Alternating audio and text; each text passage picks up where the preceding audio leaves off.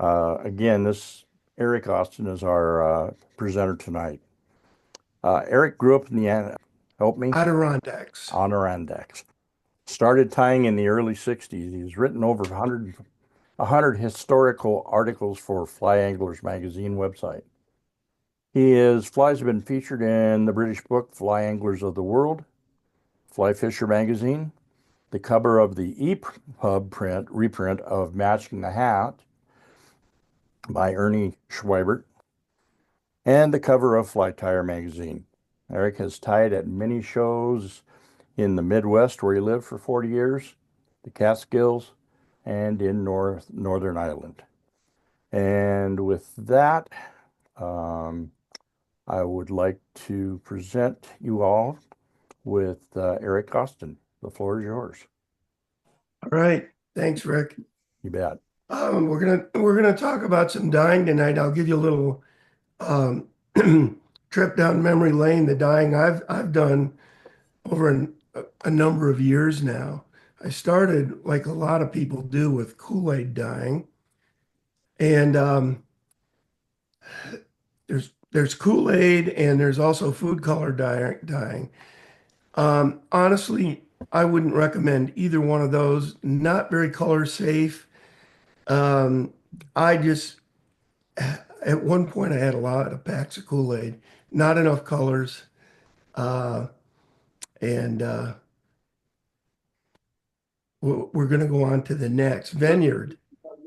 Vineyard is a wonderful dye that we mostly can't get here in the States. It's used in Europe. You can get it here, but it's hit and miss. Um, there are a lot of colors with Vineyard, and it's great stuff. I've used it. Um, Particularly they've got a fire red that Alice Conva from Ireland sent me some, and she dyes golden pheasant tippet with this fire. It's a fiery orange actually, and it's terrific stuff. Easy to use, but it's a little bit expensive as well. So I kind of never really got going with Vineyard. I've done a lot of dyeing with RIT. It's it's made for clothes. And again, it's a little expensive. Yes, it's kind of available and kind of not. You can't always get all the colors. And I don't do as much with RIT as I used to, but I've had a lot of success with RIT in the past. These are the dyes I use now. I use acid leveling dyes, and that sounds very off-putting and scary, but it's not. This is um, Jacquard makes a series of these dyes, as does Dharma. And they're the two that I use the most. The Jacquard dyes and the Dharma dyes. Dharma dyes are dirt cheap. Everything is available on the dharmatrading.com website. It's down on the bottom of this label here, if you can see that. dharmatrading.com. And I love these dyes. Uh, don't be put off by the acid. You could literally drink the acid if you wanted to. I'm going to recommend it against it, but it's the same acid they use in canning and is found in oranges. This is Cushing's Perfection dyes, and these were designed for dyeing wool, but they also list feathers, and I've used them on feathers. They're terrific.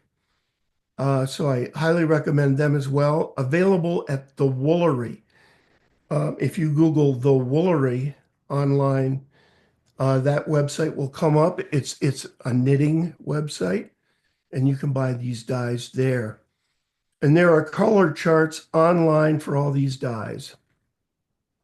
This is the ball citric acid that I typically use, although you can buy citric acid right off the Dharma website, Dharma Trading website. This is a small Revere, not very small. I think a 2-quart saucepan Revere ware. that I dye feathers in primarily. And then I have a larger pot that I've just gotten because Rick specifically wanted to know about dyeing bucktail and deer belly hair, and we'll talk about that. And if you look over to the right of this pot, I've got some long tongs, and I've just gotten those as well, and they're a real joy to use. I'd like to play a couple of videos that I've made. It just for me to try to do a live thing in my kitchen, dyeing these, because I do all my dyeing in the kitchen, dyeing these feathers, and then I don't know, somehow come upstairs to my fly tying room and tie a fly. Just didn't seem feasible to me. One of these videos, the one on feathers, I've done in the past, and you may have seen it online or somewhere else. Uh, then I specifically, because of Rick's request, have done one on dyeing um, deer belly hair and bucktail.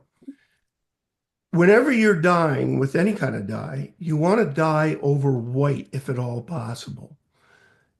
If not, if that's not possible, let's say you want it to be as light as possible. Like maybe let's say it's a light tan material, like some light tan deer hair, bucktail. As long as you're dyeing darker over that, you stand a chance of it working. But really, for most, I'd like to play the first video. This is on. We'll show you how to dye deer belly hair. All right. This is some hairline bleached white deer belly hair, and this is a bottle of Synthropol. And I'm going to wash it thoroughly in Synthropol, a Synthropol solution there. I've poured in the Synthropol, and now I'm getting got my electric kettle. You don't, you can just use hot water in the sink. I'm using the electric kettle here just to um, be able to film it easily.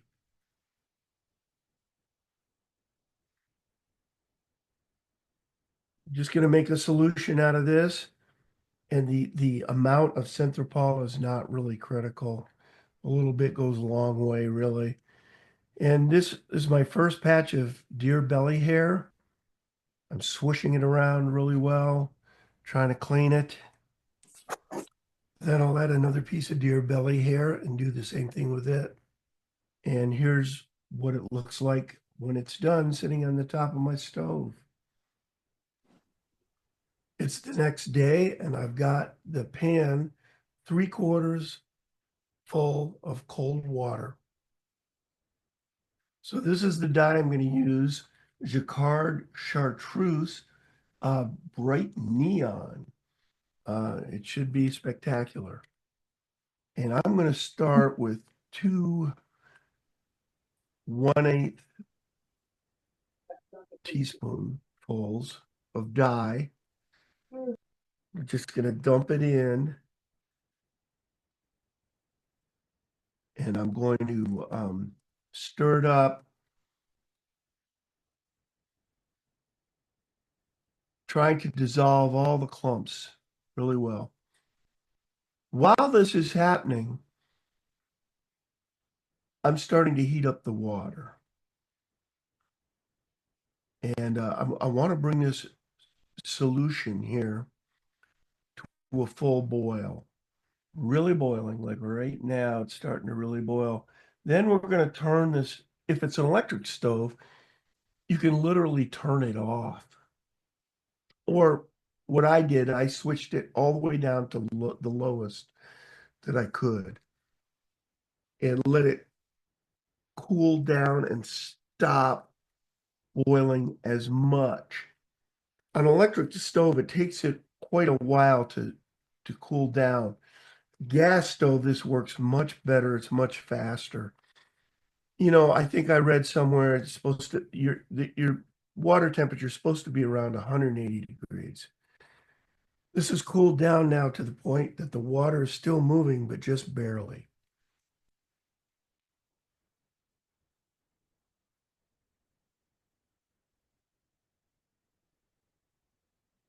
And now I'll try to sink this,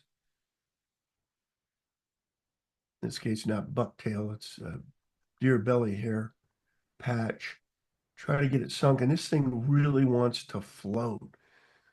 So I'm trying to get it in there so that the dye reaches everywhere. And as you can see, it's not taking the dye readily right now. Now we haven't added the acid yet.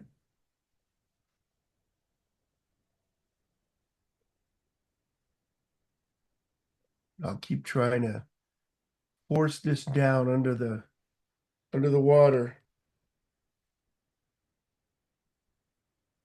It's hard to see here, but the water is moving. It's um, kind of like a simmer, I guess you'd call it in cooking terms. Right now, I'm putting in um, 3 1/8 teaspoonfuls of acid, citric acid.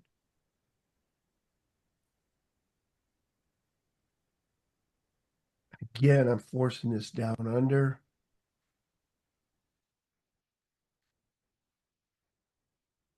Trying to agitate at the same time, best I can.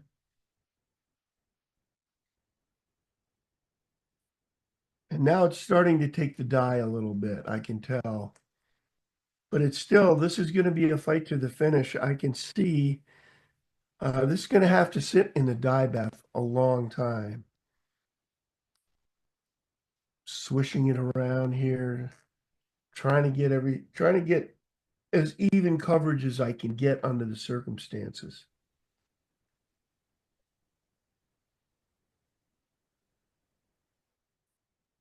This thing just wants to float. At this point, I'm going to let it sit and flip it around every so often. And here I've weighted it down with a couple of bowls uh, just to keep it in the solution for sure.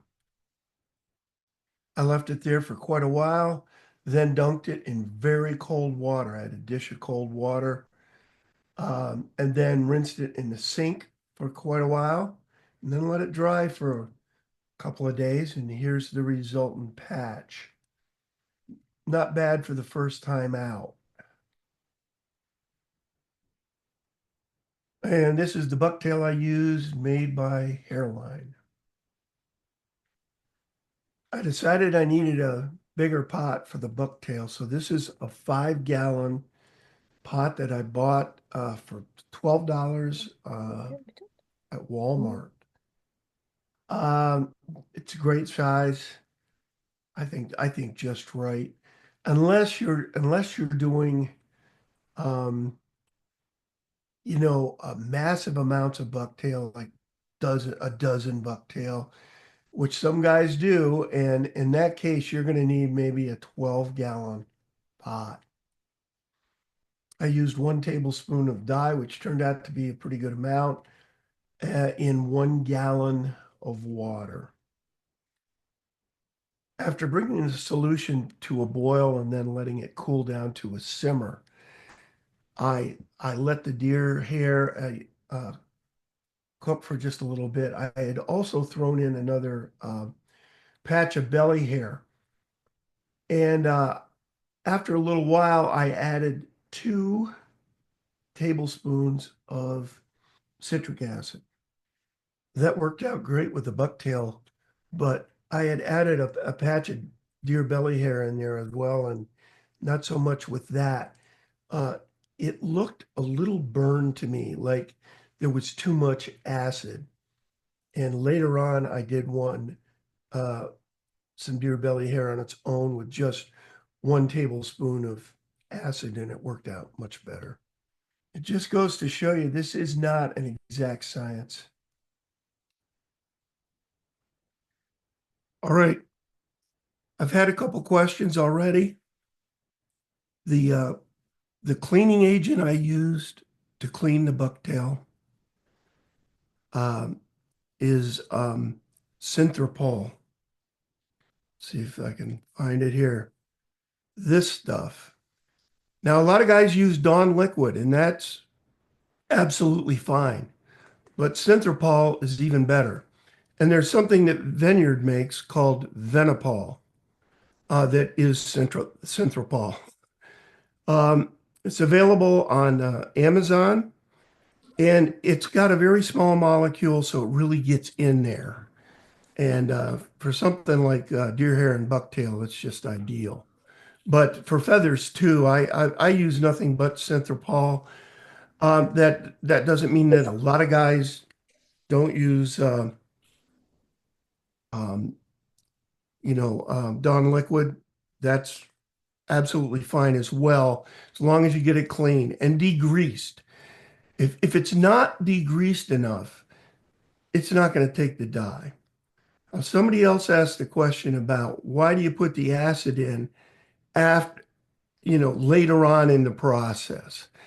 And that doesn't have to work that way, but I like to, and a lot of other dyers do the same thing. Dyeing is not extremely scientific. It's almost an art, and it takes a lot of experience. And I like to see how the material's taken the dye before I put the acid in. Um, I don't know. I've always done it after the fact, and I've seen many other fly tyers do the same thing. But I'm pretty confident you could do it either way. Uh, have we got any other questions about deer hair, bucktail dyeing, acid leveling dyeing right now? Have you, I don't know if you took the chance to try uh, dyeing the furs with the Ritz dye just to see, just to make I it did. differentiate. I Okay. did. Okay. And I had to use almost a whole bottle to get it to take. Oh gosh. Um, yeah, it just was not taking the dye. And I've had that on occasion. And in my mind, and trust me, I know tons of guys who die with RIT. In my mind, acid leveling dyeing is way superior in every way. I'm sorry. It just is. But each to his own. And I know AK Best did all his dyeing with RIT, you know, and RIT was a lot more available in the old days than it is now. You could get it anywhere. You could get the little boxes of it. That's what I used to use. Now it comes in these jugs and it's kind of expensive. And can there's a bunch of questions here. Yeah. They're kind of popping up. One asked Rick, about salt water. Eric, one asked, do you have to soak in salt water to set the dye before dyeing? That's the salt water. question. Yeah. Do you I, have to I soak in salt water to set the dye before dyeing? absolutely not. I've never used salt water. I'm not saying you can't. I'm saying you don't have to. I don't know what the point would be. Um, it may help under certain circumstances. Dyeing, there's a lot, the dyeing I do is pretty simplistic. Okay. I try to keep everything simple. But there are guys that really, really get into it big time.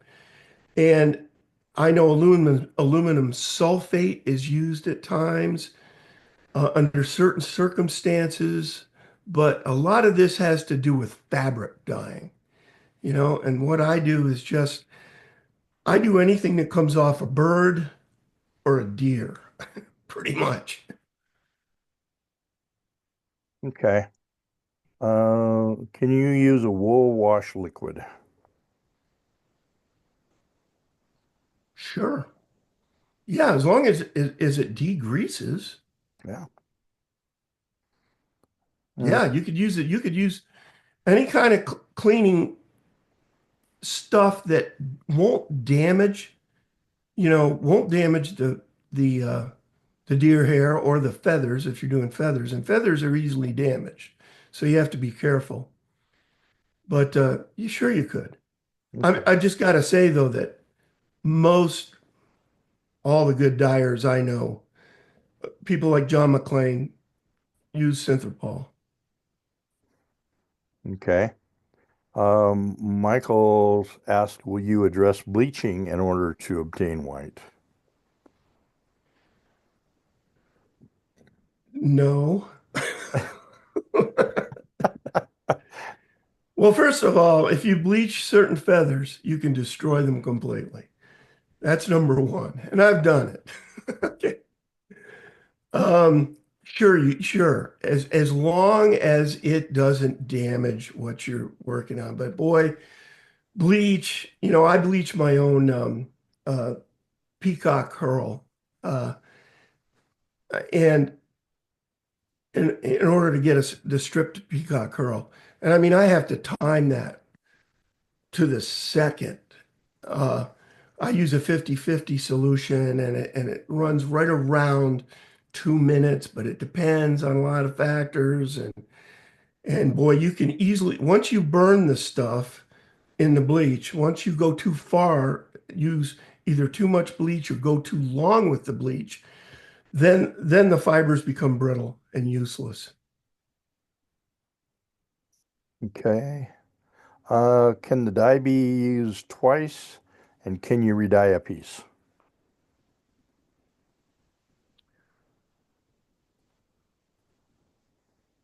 First of all, yes, you can re-dye a piece. Yes.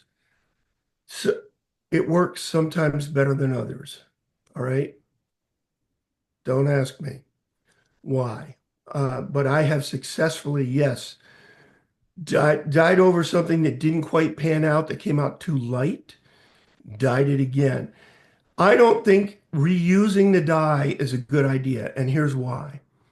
The dyes get sucked into the fabric, or not fabric in this case, but wool or feathers or bucktail.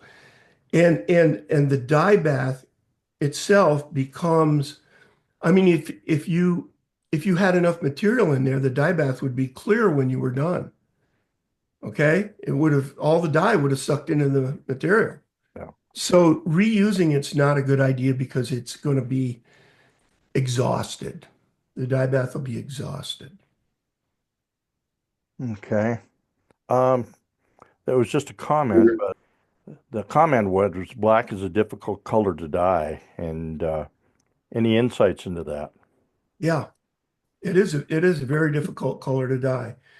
Suggestion John McClane made to me. I mean, he's Feathers MC. I don't know if you guys know John McClane, but he provides a lot of feathers for full dress salmon fly guys, classic salmon fly tires, specialty feathers, and dyes all his own stuff, and is an amazing dyer of materials.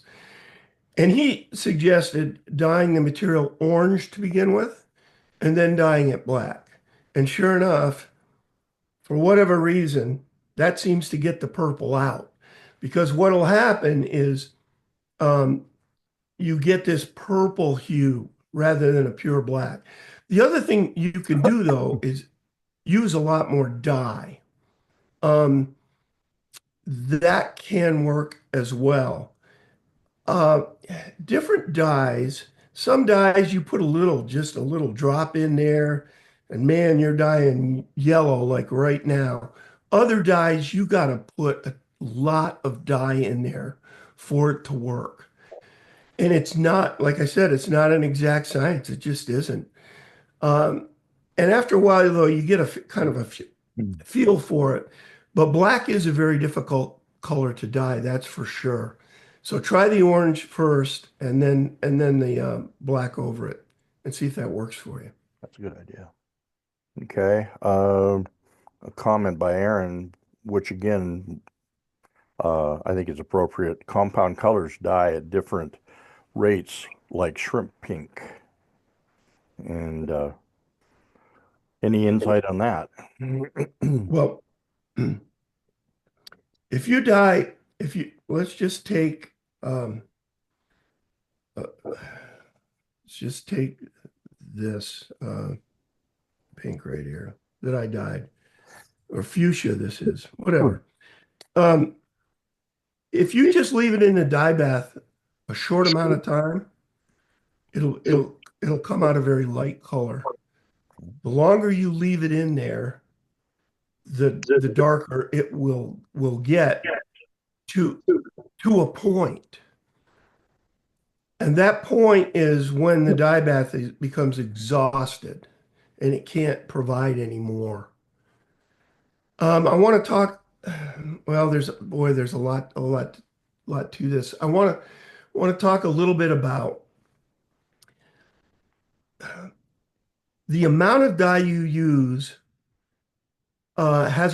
is associated with the weight or the amount of stuff you're dyeing. Okay, so if you're dyeing a lot of stuff in one pot, you're going to need a lot more dye than if you dye in one. I do onesie twosies of everything. That way I can control it. But so, and also the time it's left in, you'll go from lighter shades to darker to darker to darker to darker. Some dyes, like olive, it's almost impossible to get olive.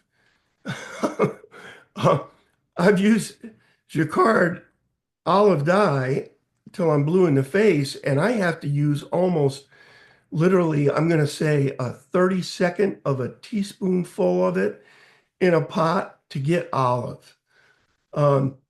These dyes will vary. They'll vary from jar to jar. That's why you always have to do a little bit of testing. And I'm going to play another video right now. We'll talk some more about dyeing, but it'll explain a couple more things, I think. Is that okay, Rick? Can we just go to the second video? All right, here goes. This is an old Revere ware saucepan that I use for all my dyeing. I only do small batches. I don't do large, necks or entire skins or anything.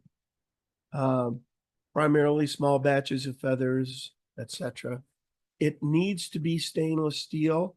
Other than that, you can use anything. Just make sure that it's dedicated only to dyeing.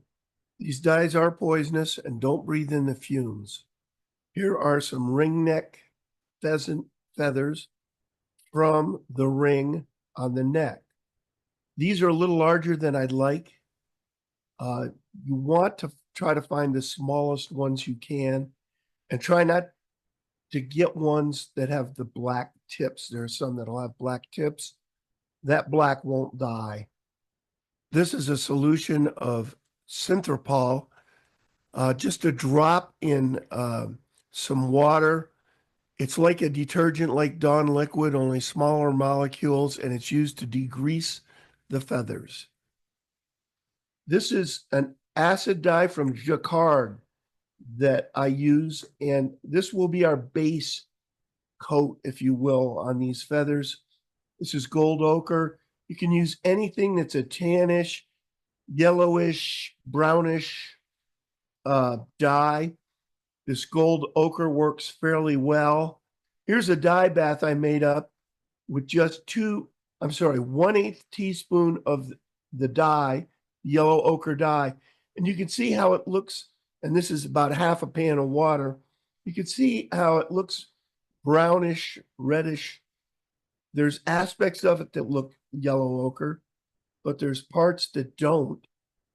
Here I've got my dye bath boiling, and you bring it to a boil and then turn it to low, or maybe 1 or 2 on your stove, very, very low. So it's just simmering a little bit. I'm adding 4 test feathers. I use some feathers here with black tips. I just want to get an idea of how this is going to pan out. And it's a good thing I did this test because you can see how red this dye bath looks. like I said, it's not what you see is what you get. That's why we test.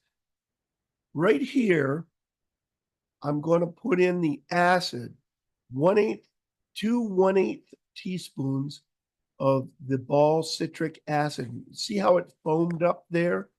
You got to be careful of that if you have a full pot. You're dying something larger. I rarely do more than about a half a pot of dye, but there have been times when it's foamed up and overflowed. So be careful. Right here, I'm stirring things around. And right now, I think I'm getting ready to fish them out. And once I get one fished out, I'll immediately plunge it into a dish of cold water. And that sort of shocks it and stops everything in its tracks. And I got these fished out. I do a whole process where I dry them off. I do a full-blown test, and they were just too reddish when all was said and done.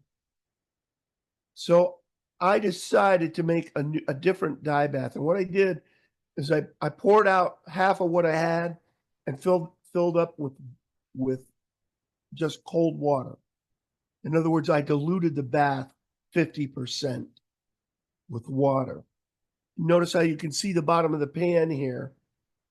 And this worked out just about perfectly. I got what I wanted from this. Here are the resultant feathers. And that's about what I was shooting for. Happy with that. They could be a little more tan, I suppose. I don't know. I don't really have any real Indian crow on hand, so it's hard for me to know for sure. These will look fine on a fly. I know that much. This is another acid dye from Dharma. And I order both the Jacquard and the Dharma dyes from Dharma, the Dharma website. This is fluorescent safety orange. I'm sure you could use other oranges. This one works well for me. I'm very happy with it. And I've got a lifetime supply. Dharma acid dyes are very inexpensive, and you get these big tubs of them, and I'll never use them all.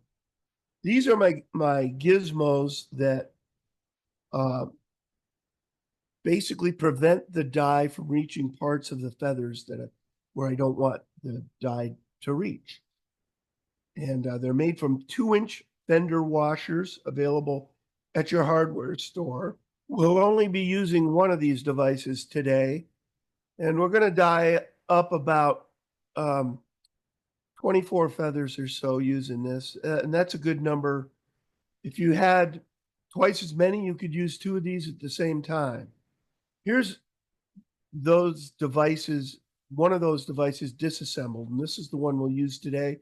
Consists of 2 2-inch rubber fender washers, 2 stainless steel fender washers, a bolt that fits through them snugly, and that's very important, and a wing nut that fits the bolt. So it's very important to get the right kind of bolt. It can't be loose in there, or the dye will seep in there and ruin whatever you're trying to do. Here is the base. I'm getting ready here to put my feathers on this. I've got the feathers soaking in a nearby dish, and I will wet the rubber part of this. Soak it well too. It makes everything easier to work with if you soak it. Also, it performs, I think it helps with the seal once you put it all together. You'll see what I mean here in a minute. Here I've laid out all 24, as you can see, in a circular pattern. I want to dye just the top half of the yellow section of each of these feathers. So just the yellow tips are going to stick out. Anything inside the fender washer will not receive dye. Here it's all put together with just the tips sticking out. or the top half of the yellow section on each one sticking out. Better way to put it, because we'll dye the tips later. Be sure to crank this wing nut down with vice grips. Here is the contraption sitting down in the dye bath. I've brought this to a boil. I used 1/8 teaspoon of the dye in about a half of a pan of liquid again. You're going to need a way of getting this out, and I use vice grip pliers for that. You could use any pair of pliers. And you're going to add the acid just as you did before. It's just as we dyed the first Recording in progress. feathers. Same thing exactly. Here is what it looks like when it comes out of the dye bath. The tips now are more orange. They're not yellow anymore. But if you take it apart, you can see that the interior parts of the feathers are still yellow. It's just the tips that have the orange on them now. You can also see that they don't necessarily all stick to one side or the other. So you've got to totally rearrange them. And I soak them before rearranging them, and also re-wet the rubber parts. Here they're arranged, so now just the very tips, in other words, the half of the orange section is sticking out. Just the very tips, and we're going to dye them scarlet. Here's the scarlet dye. Again, this is a jacquard. You could use a Dharma dye here, I'm sure. It's a matter of preference. Some jacquard colors seem better to me, and some Dharma colors seem better. And here's the results after dyeing, making a dye bath of the scarlet dye and plunging this thing in. And then this is what resulted. Just the tips now are scarlet.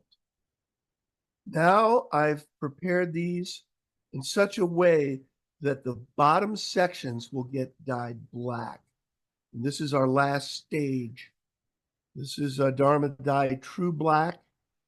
Again, I use an 1/8 teaspoon and about a half a quart of water, I guess, if it's a 2-quart pan. I don't know what that pan is.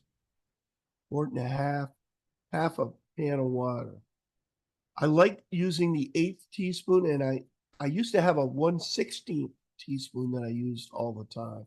It's even more valuable. And I haven't replaced it. It disappeared. I don't know what happened to it. And here is after we've come out of the black dye bath. Here's what the roots of the feather now look like. And keep in mind, in between each dye bath, clean out that pan really well. Otherwise, you can get some residue that'll affect the color. And here's the resultant feather, one of the feathers from the batch, and turned out fairly well. You get a little bit of bleeding, which is a good thing. It makes it look more natural. And you got red tips, and you got an orange middle, and yellowish, tannish down lower. So I'm pretty happy with this.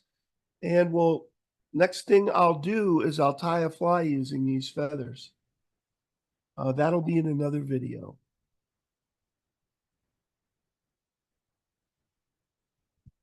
All right, and that's dyeing feathers. We've had a couple questions already that I know. Somebody asked about a septic tank.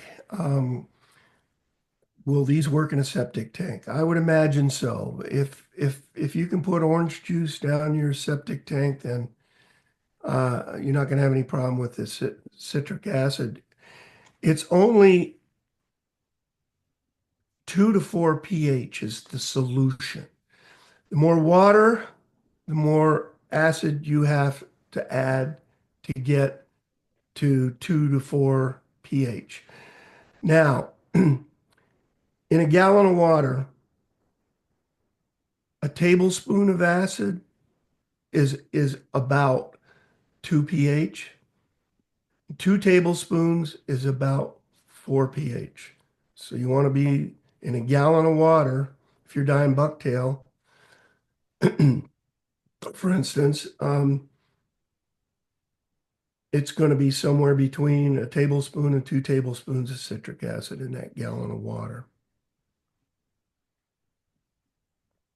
Okay. Al's got his hand raised. Hello, Yeah, Al. we have a septic system here, and for 20 years we've been dying with it, doing exactly what Eric's talking about. So you're spot on, partner. Yep. Great. That's the voice of experience, and I'm glad I'm glad you verified that, because honestly, Al, I had no idea. I was just shooting off the top of my head. I'm kidding. Well, you're right on. Is there such a thing of too much degreasing agent in the solution affecting the dyeing process? I have not experienced that. By the way, in the deer belly hair dyeing video, the first batch I did, I kept it in the solution 24 hours. When I dyed this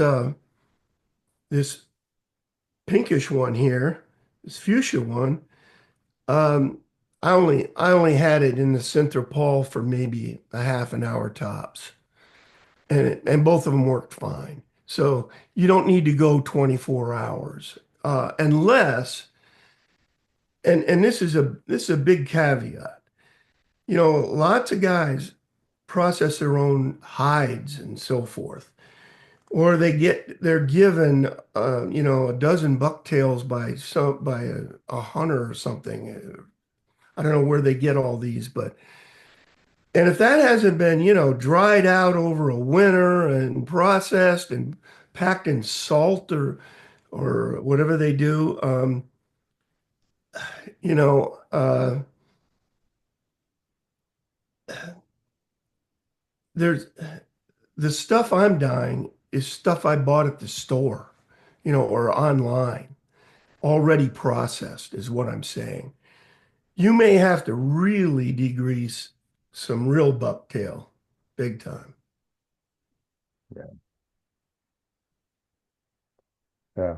I've gotten some that from taxidermists that were full of fat still Yeah, on the it's inside. a problem, Yeah. and you have to get rid of that. And a lot of times it takes months sometimes to get it really dried out correctly, etc. And I'm no expert on that. I don't hunt. I don't do my own deer hair processing, but I know there are guys out there that do. Um, Aaron asked, what causes the hide to dissolve? I haven't had the hide dissolve, Either. at least um, not with acid leveling dyeing like I'm talking about. Mm-mm. I haven't had very fine feathers. Well, a good example is that feather in that last video. I haven't had feathers like that dissolve. Some Now, people use the wrong acid, oh and yeah, then it will. Yeah. okay. You can buy acetic acid, which is a 5% solution of acetic acid is vinegar. But if you use concentrated acetic acid right out of it, it'll dissolve your hide.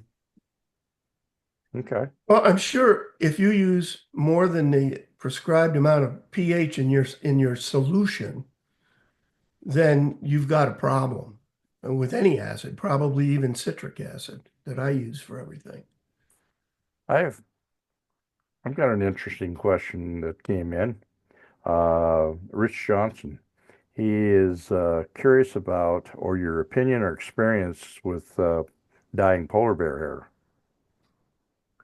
I have not dyed polar bear hair. It's and I have some, and I couldn't tell you where I got it, and I couldn't tell you if I really do have it. But in any case, I know it can be dyed, and I just haven't done it.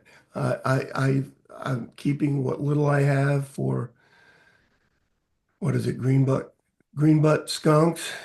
Yep. And maybe the old black ghost. So Yeah.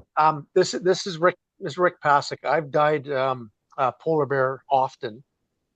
It's quite sensitive. The butts don't take the color as well as, but so the tips get a lot darker. So it's a very sensitive product to use. You have to be really careful with dyeing polar bear. It takes on color strangely because of the translucency of the hair. It's a bit different. That's what I I'm was sure wondering about. I'm sure it would be. Yeah. Yeah, I don't doubt it. There's a Yeah. big difference between in my mind, between this bucktail I've been dyeing and the feathers I've always dyed. Feathers, you throw the feathers into the dye bath, and I mean, very quickly they're done. Whereas not so much with the, in particular with the deer belly hair. Mhm. Took Yeah. Yeah, and then you got the difference between like I just actually did a presentation this morning for a fly tying course at school, and I showed him a caribou patch that I dyed, and again, completely different than deer hair. It reacts so different, right? Oh, So yeah. much finer. Yep. Um, William's curious about how do the dyes do with squirrel hair. I have not dyed squirrel hair. Man, I'm wondering. Um, I Let know me it can say be this though, dyed. I'm very confident it could be dyed.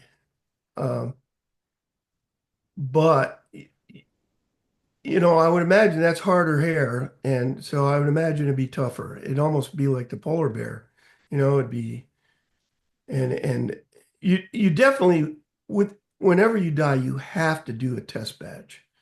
You can't just throw it in there and think you're done. I mean, you got to test it out. Yep, that's for sure. There'd been a question earlier about Arctic fox, if you've tried to dye that, and then I see there's a follow-up with Arctic fox will dissolve. Okay. I Oh, have not dyed Arctic fox. yeah, I was wondering what that So, fuchsia one there you had, what kind of a fur that was. oh, that's deer belly hair. Oh, it's a deer bear. Okay, Yeah. okay. Uh,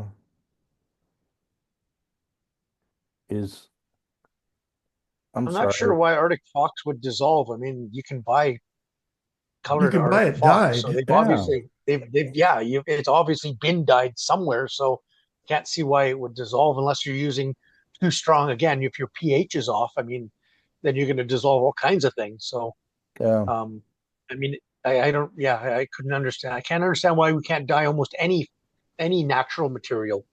You just have to handle each one differently. yeah. You gotta experience it to find out. And I That's agree with Eric. That test is so important. 100%. You don't be throwing a big, a let, big, let me let me a say full this. batch I've in. done I've dyed tons and tons of feathers. Okay. I still do a test run every time out. I don't, because feathers will vary widely from um, mallard from mallard to partridge, night and day. Um, Mallard is very greasy. It's those feathers float, those birds float, and partridge not so much. So they you have to treat them entirely differently. You bet. Yeah, I'm just about ready to try some barred wild turkey feathers and trying to dye them into a dark mahogany. And that's something new. I've never done turkey feathers before, tail feathers. So I'm, Yeah, I'm yeah, that'd be neat. Now, don't be you gotta be careful. Don't try to bleach those. I've I had the bright idea. I'm sure every salmon fly guy has. You try to bleach those, they just Oh, completely no. fall apart. No, I mean, it's a disaster. So no. don't bleach them. You got to live with that bar. Oh, I want that bar in it. Okay, cool. Yeah, absolutely. No, synthropol has no scent. Something just popped up. And that's the beauty of it as opposed to vinegar, which is what a lot of people use for the acid. Okay. Yeah, thank you for that. I've been collecting, free feathers and fur all my life. My dad was a big steelhead fisherman and really loved to fish that skunk fly in the North Umpqua. So he rarely passed up a roadkill deer that had a nice bucktail on it. But over the years, I've learned if you don't clean your free feathers and make sure you get all the grease and tissue off of it, that's what attracts the bugs, and you can lose your whole collection. Yep. So I've gotten really good at cleaning, and I clean feathers with just woolite.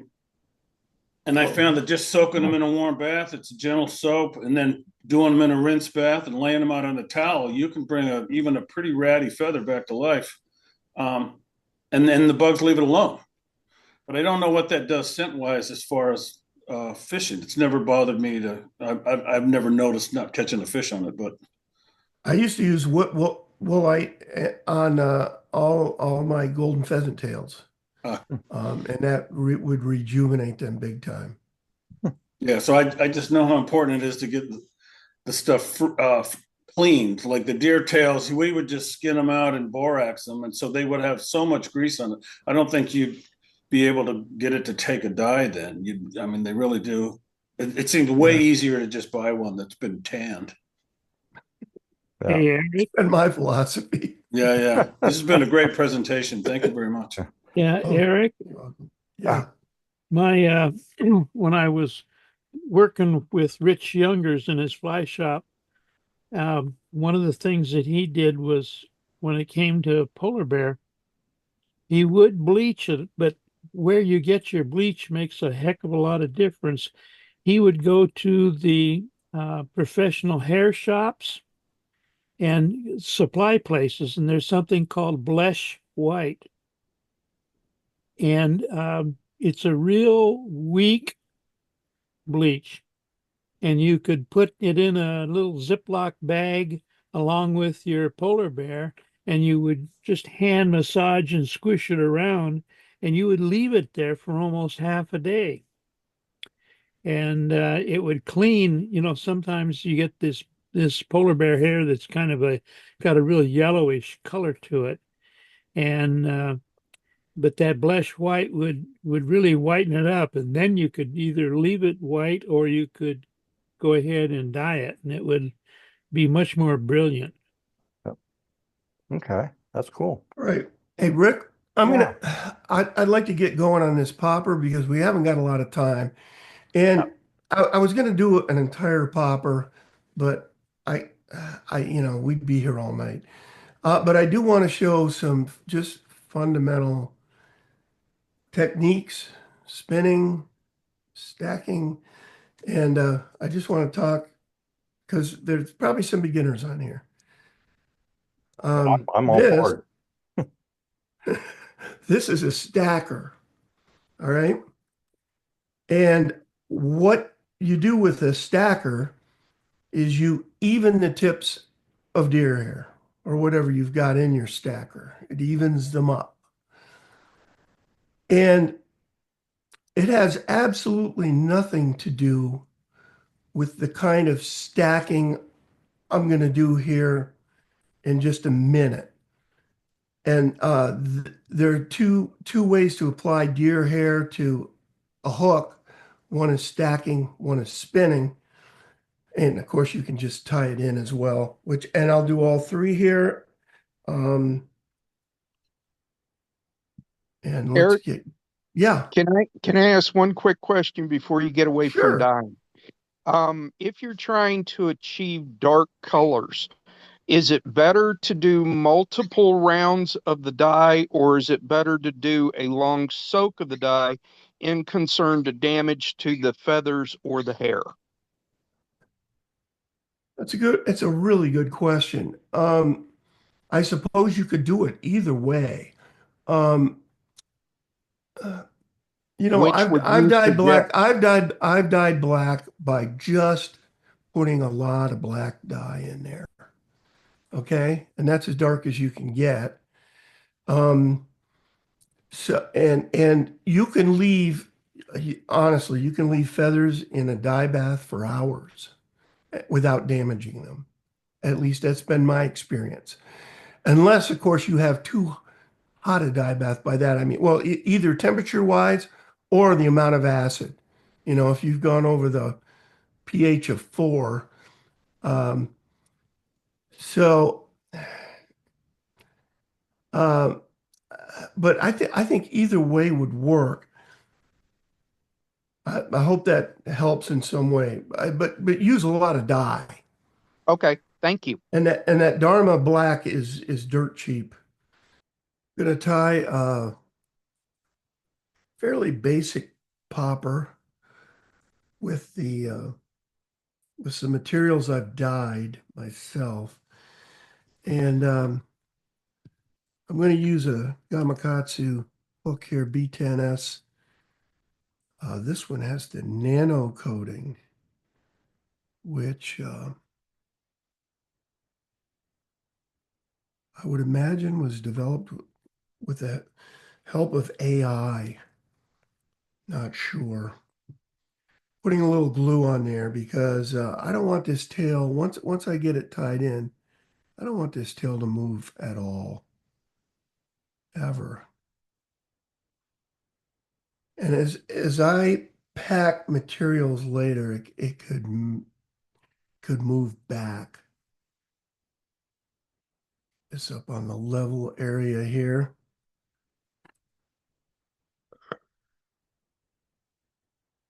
It's a piece of chartreuse bucktail that I've dyed.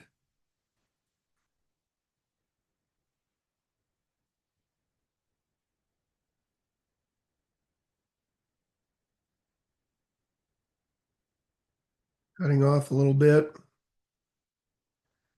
I am going to hand stack this once just to fill it out a little bit.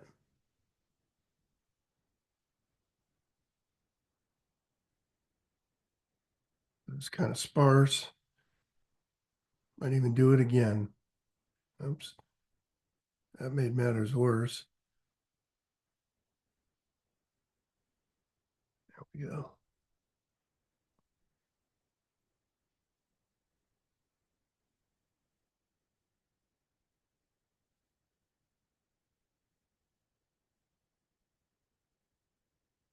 I'm going to go about 1.5 times the hook length, but it's not critical at all with this fly.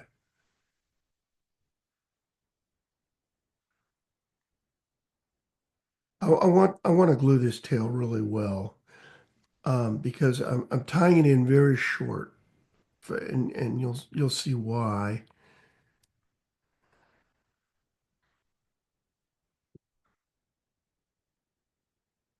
Here very shortly, and I just want to get enough in there to get about 6 turns on here. The first turn is very soft, then second is a little harder, third more tension, fourth, fifth, and sixth.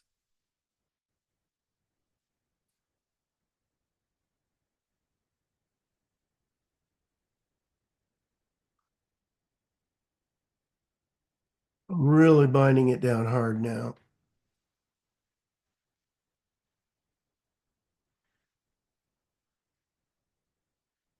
Now, the next thing I'm going to do is spin some hair. I'm going to spin some pink, and I want to, this is actually fuchsia pink to me. I don't want a massive bundle of this hair.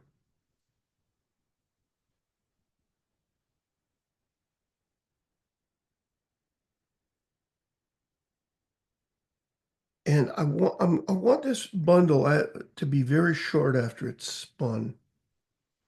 I'll show you a trick I got to accomplish that and still hold a longer piece in your hand, which is more convenient.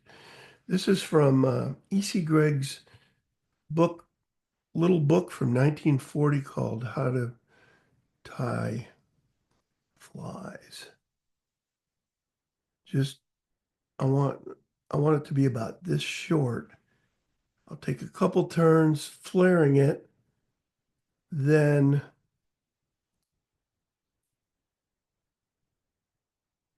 hold the bundle, cut it short there.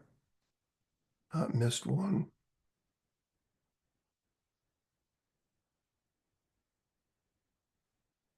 And then spin it. Get a little puff ball. And this is going to serve as a backstop and a hotspot, both, for this popper, for the rest of the hair.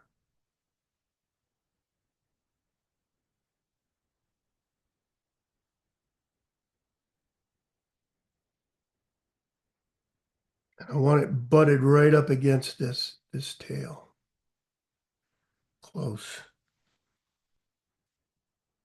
This is some chartreuse deer belly hair that I dyed.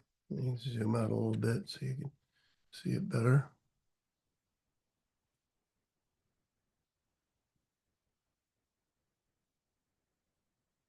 And I'm going to be doing a lot of this off camera. I'm sorry. It's just I need to do this stuff over a wastebasket.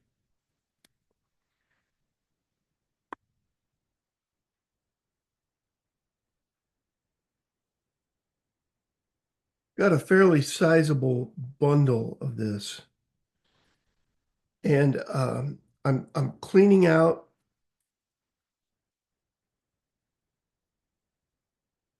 the butts,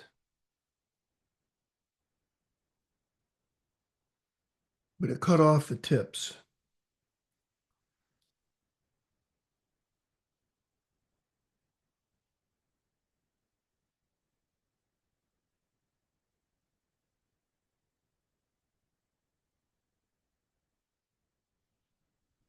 And this is going to be the largest bundle in this stack of hair that I'm going to do. And this is hair stacking.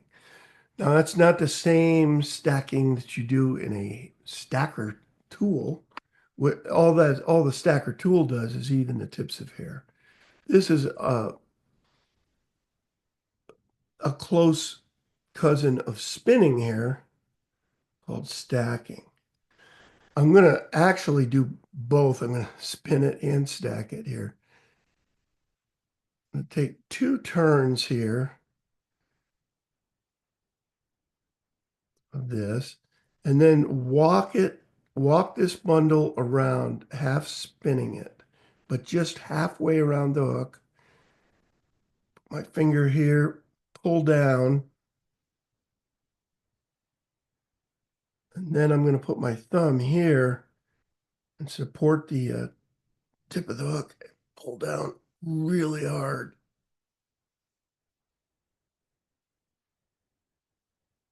I don't want this bundle to get spun too far my way.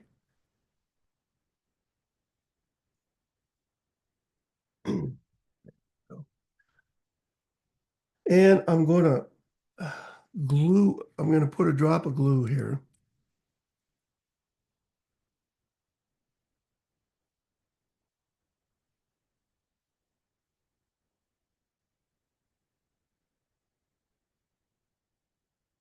And then do the same with a slightly less robust bunch of dark green.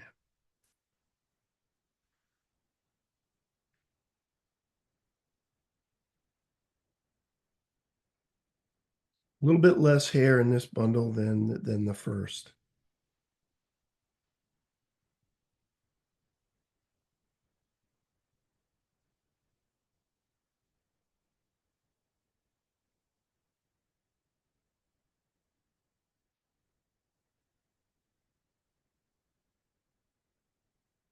And I don't want this to spin at all.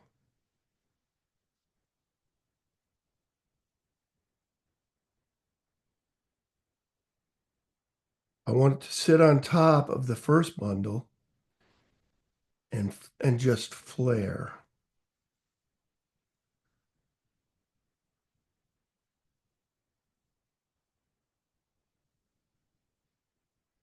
Like that. I didn't get that centered very well. I'm going to do it again.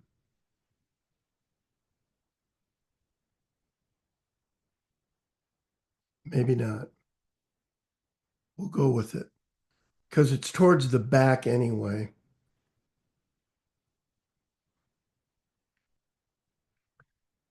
Next thing I'm going to do is an even smaller and shorter bundle of this pink because this is going to form part of a dot that I'm going to make.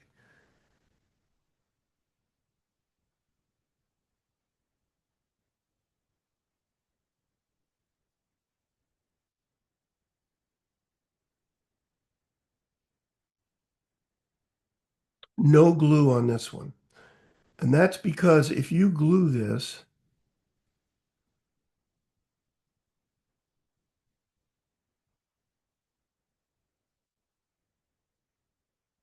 when you go to trim later on, when you go to trim this popper,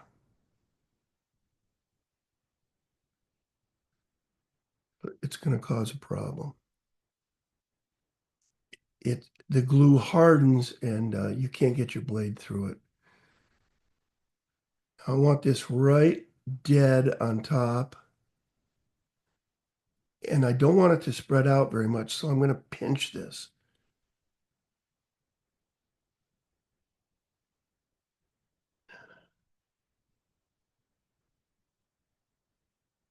And now I'm going to pack all this hair back, and I don't typically use a lot of tools. Now I may regret that with this particular fly. It's entirely possible. Oh, wait a minute. I'm sorry. I have one more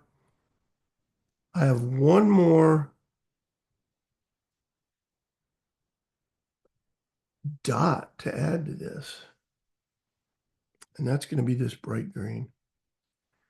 Almost forgot it.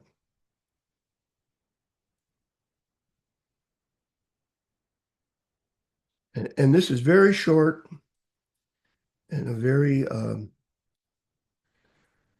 it's even less deer hair than the fuchsia we just did.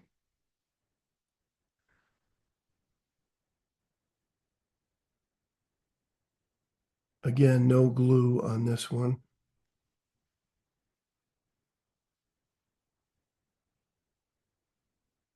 It looks like it'll work.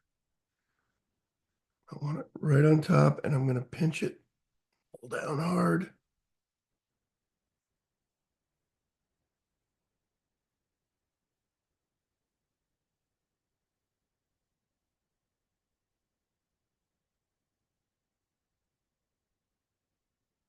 One more. Support it, pull down hard. Oh, that rolled a little on me, and this is something I've got to be very careful of.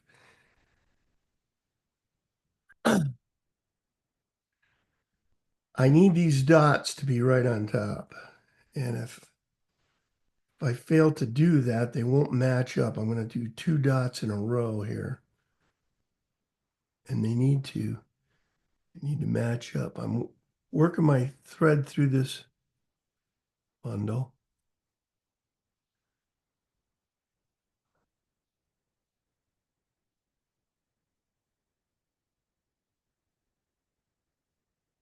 And really packing it back.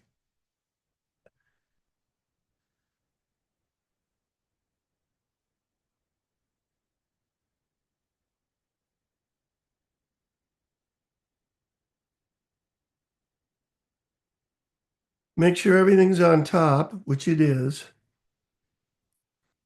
And then I'm going to glue this up.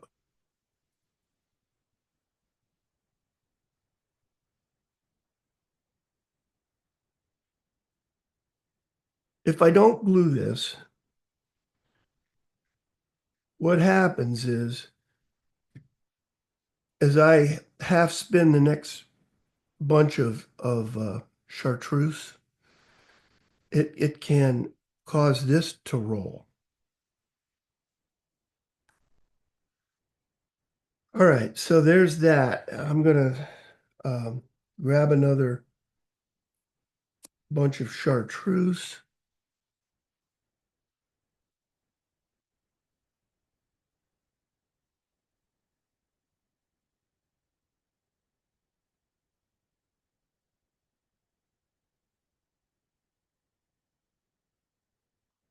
Clean out the butts. Cut off the tips. I'm not stacking anything in a hair stacker tool. You can. It's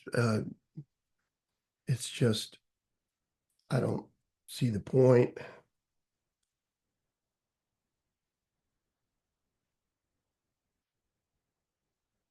Getting rid of a little of this hair. I had what I think is too much.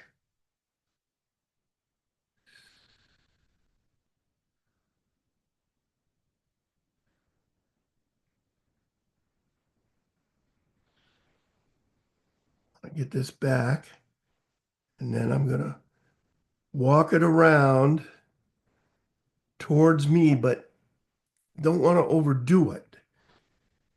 And then one more. Hold this place. Pull down really hard. Now I'm going to do some green.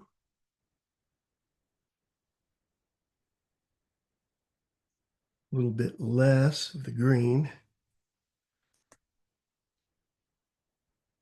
Not as much hair in the bundle. White.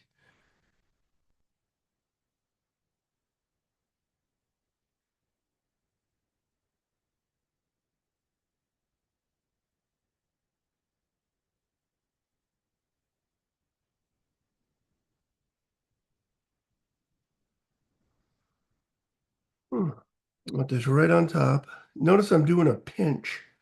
That just helps me find the middle of the hair, and otherwise it tends the bunch will tend to slip.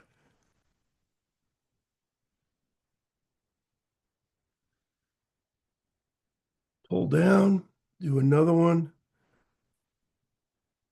Pull down hard. We're going to do the fuchsia, this color. Again, a smaller bundle.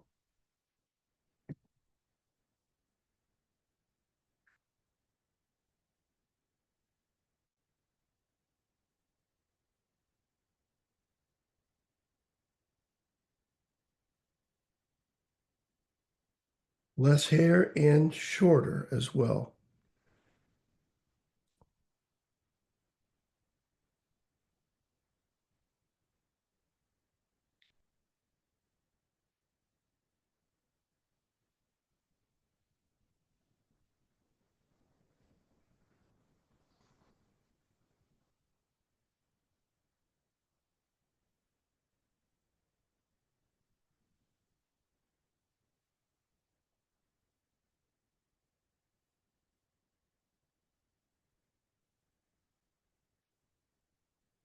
Got to pinch that one.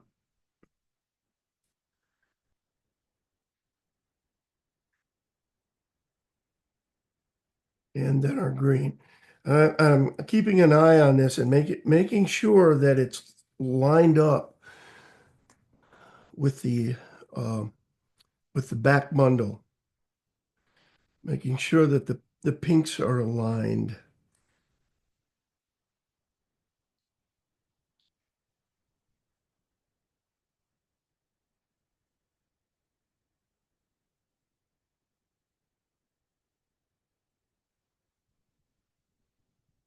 This is a tough one. When it gets this short. I missed it. It needs to be right in the center here. If you don't get this right, your little dot doesn't appear. I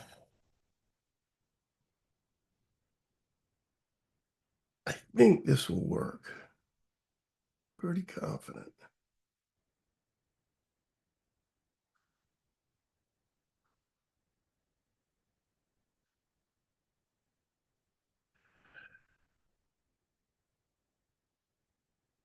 I really want to pack this back hard.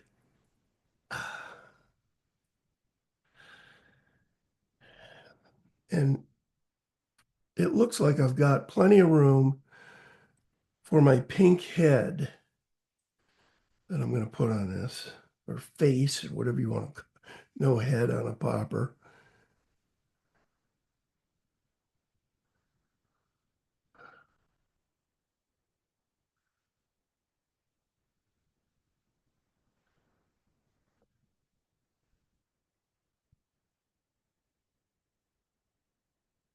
Well, we'll see how this pans out.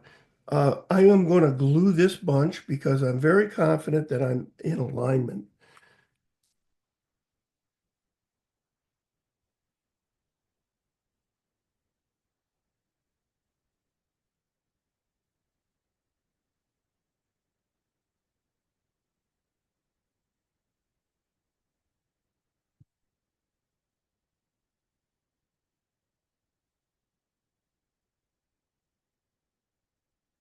Wrap my thread 2 or 3 times forward. And if you think you've got some stray glue, mop it up with a paper towel, because otherwise you'll have trouble spinning this next bunch of hair, which is pink. I'm going to try to get 2 bundles of hair on here.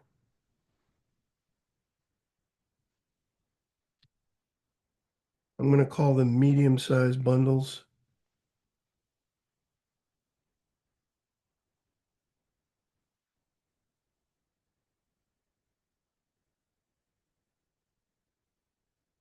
And this will be spinning, not stacking.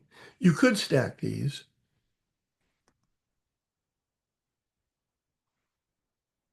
But I really wanted to show a combination of spinning and stacking.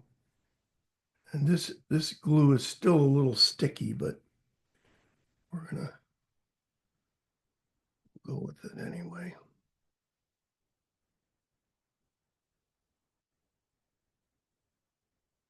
Get it flaring, walk it around, and just keep going with it.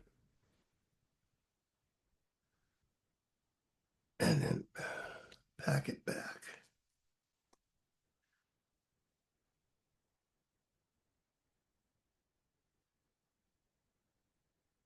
I've got some good room for another bundle of this stuff.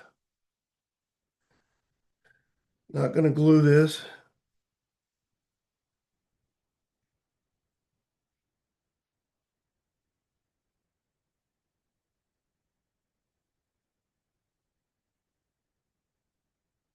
I'm gonna force it back though. I want some room. I want this. I like the eye to stick out at the end, so I can find it. Because I don't use packers, um,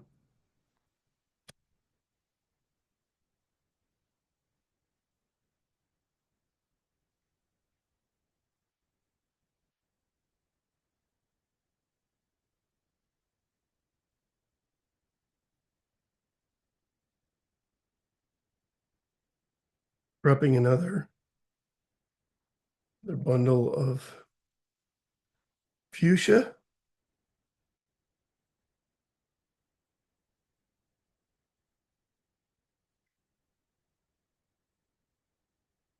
Spin it. I want it well back. I'll find the shank. by feel. Flare it, spin it aggressively, and that really didn't spin much, but I think it's going to be fine anyway. And when you pack, typically you want to pack straight back.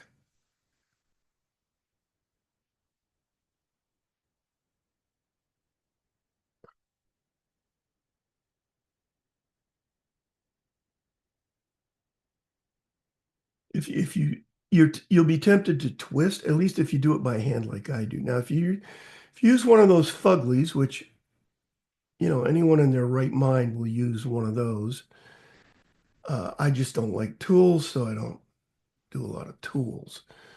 But then the only reason I don't like tools is because I lose them on my time desk all the time. So the fewer tools I use, the better off I am. And that's a me problem. That won't apply to you at all, and you should buy all the tools you want.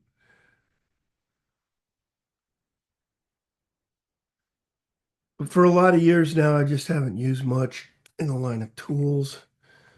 I will use a hair stacker if I'm tying like a CDC and elk or elk hair caddis or something along those lines.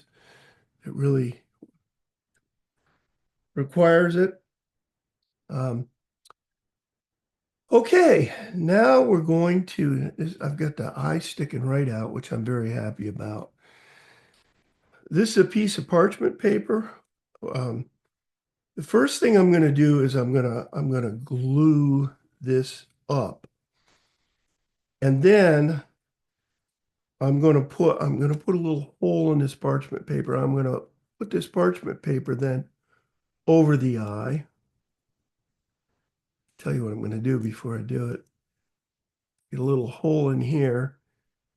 And then I have this, this came out of it was a spare section out of one of those sectional plastic boxes where you store flies and stuff.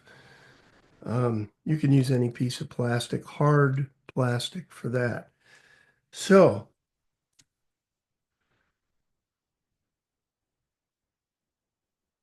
you know what? I don't want to glue this face yet.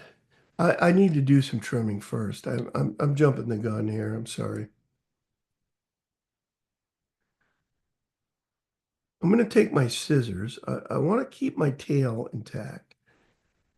I've actually cut off the tail doing these at times.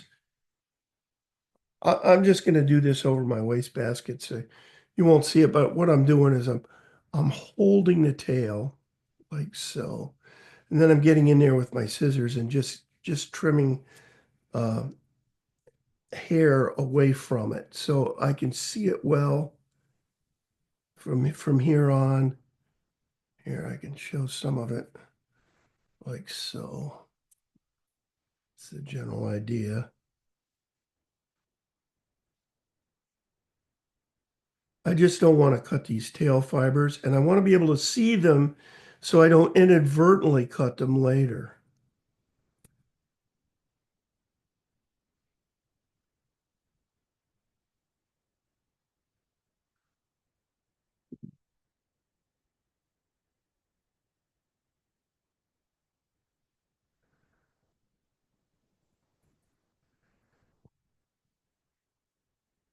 You really have to do all of this trimming before you mess with the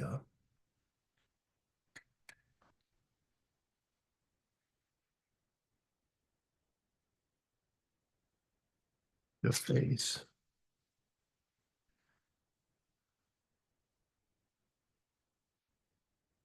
I'm going to take my blade, station my thumbnail down here, start very high on the face and angle the blade and just cut straight. And don't cut too deep because you can get into your thread wraps and cause a problem. Do a little more.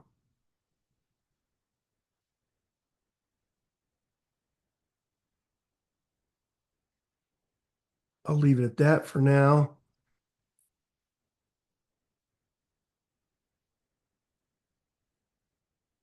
Not sure this is completely straight.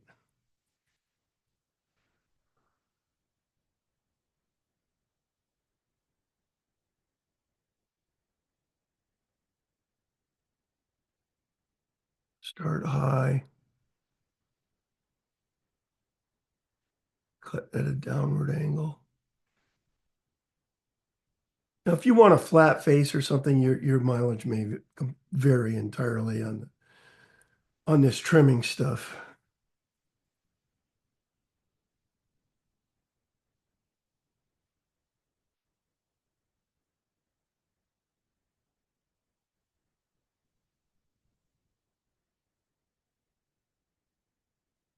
I always take the blade against my thumbnail, like you're seeing here, as my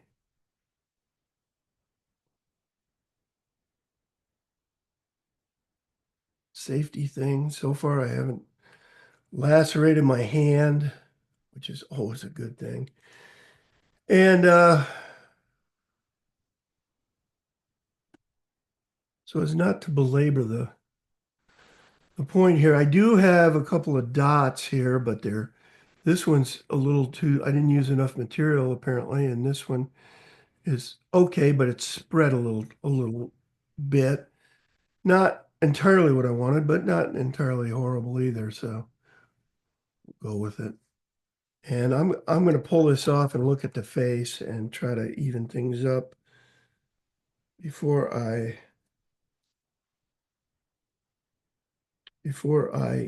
glue it.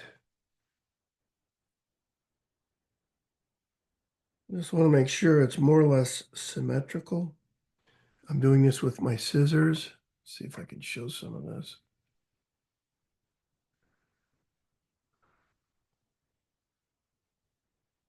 Yeah, that's generally what I'm shooting for. It's flat here.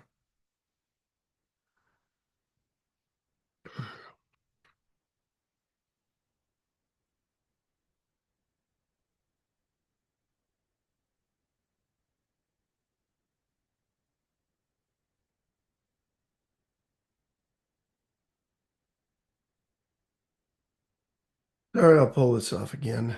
I need to glue this up. Spread the glue all around, get it in there.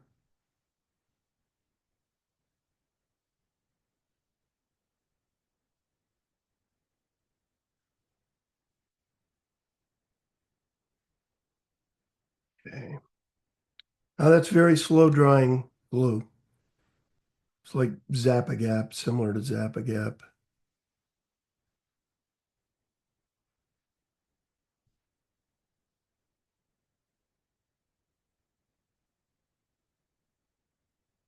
Now I'm going to put the parchment paper on there.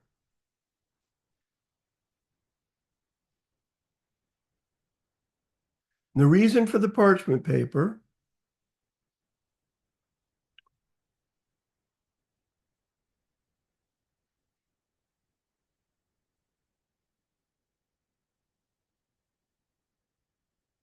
is the glue will not adhere to the parchment paper.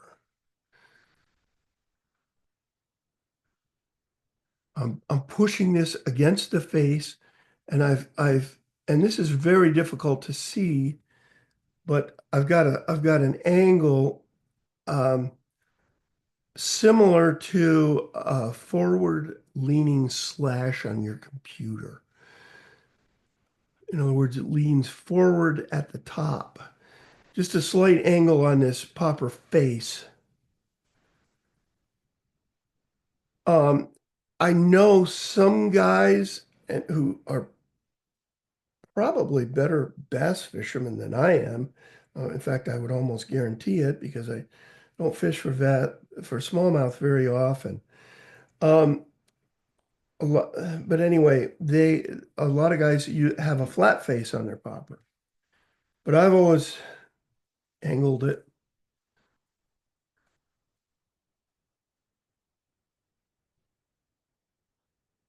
And I'm going to let this dry just a little bit there.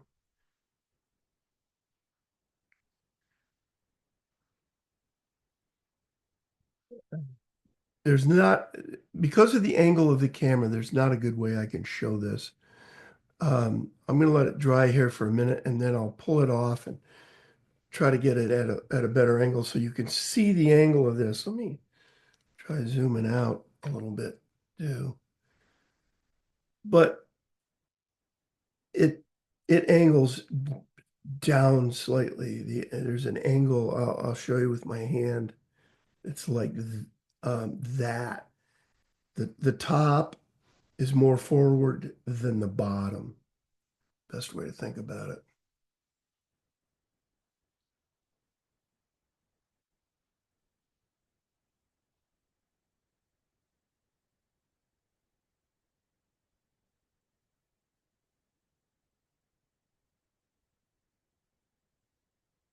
I'd really like this glue to be completely dry before I pull this stuff off. However, here, I'll trim up the back here just a little bit. I obsess over this tail area.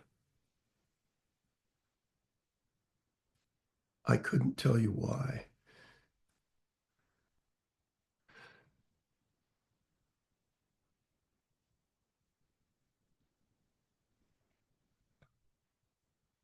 But I obsess over a lot of things. We'll pull this off. It's just so you can look. And unfortunately, the glue got pulled there, right there. Anyway, I can clean this up with scissors in a heartbeat, but I'm going to let it dry some more before I do. I pulled that off prematurely. In the meantime,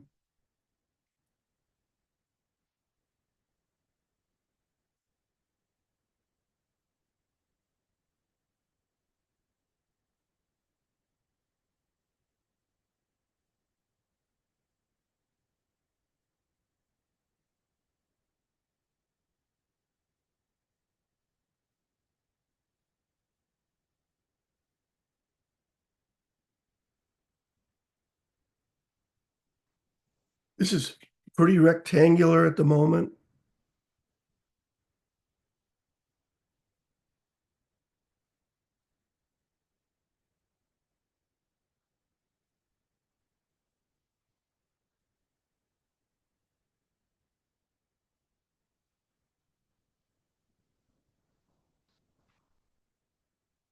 And I'll undoubtedly clean this up some because it's pretty blocky right now. Let me see if I can get this better focus so you can really see it.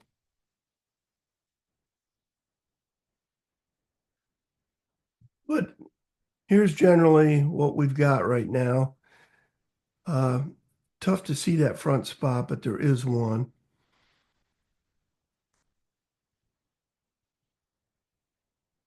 And that is a deer hair popper.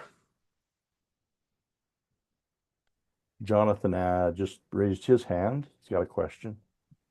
Hi. Yeah. Yeah, I just wanted to repeat the question I had earlier. Does the popper need to be made only of belly deer hair? Is that the best? It's the best. Some guys do use God, I'm not enough of a deer hair guy. Any you want it to be white. You can make it. You can make a popper out of any kind of deer hair. Really, it doesn't even have to be white. It doesn't have to. It needs to be white if you want to dye it.